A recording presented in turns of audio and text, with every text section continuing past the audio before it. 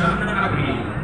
Ang imahe ay nasa pangalaga ng pamilya Itol ng Samal, Bataan. Santa Catalina de Siena, Ipanalangin mo kami.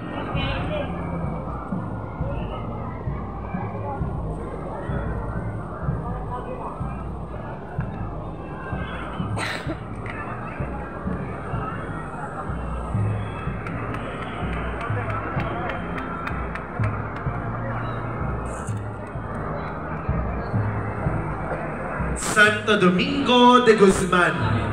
Si Santo Domingo ay ang tagapagtatag ng orden ng mga Dominiko. Pinaniniwalaan na sa kanya ipinagkatiwala ng mahal na Birheng Maria ang pagpapalaganap ng pagdarasal ng Santo Rosario.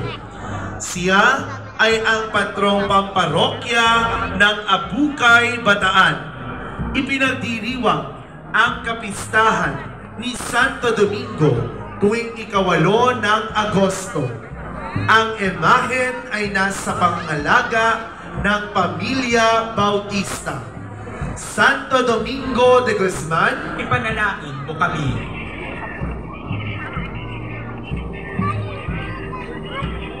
San Jose Esposo de la Virgen Maria, ang patron ng simbahan sa buong daigdig. Kinikilala rin siya ng Ordeng Dominiko bilang isa sa kanilang patron dahil sa natatangi niyang bahagi sa buhay ng banal na mag-anak. Siya ang patrong pamparokya ng Katedral sa Balanga, Bataan. Ipinagdiriwang ang kapistahan ni San Jose tuwing ika-19 ng Marso. Ang imahen ay nasa pangangalaga ng pamilya Saldana Sikimsiam.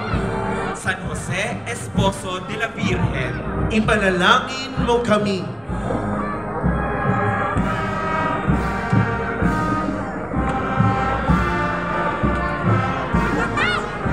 Masasaksihan naman natin ngayon ang pagpasok ng mga misteryo ng Santo Rosario.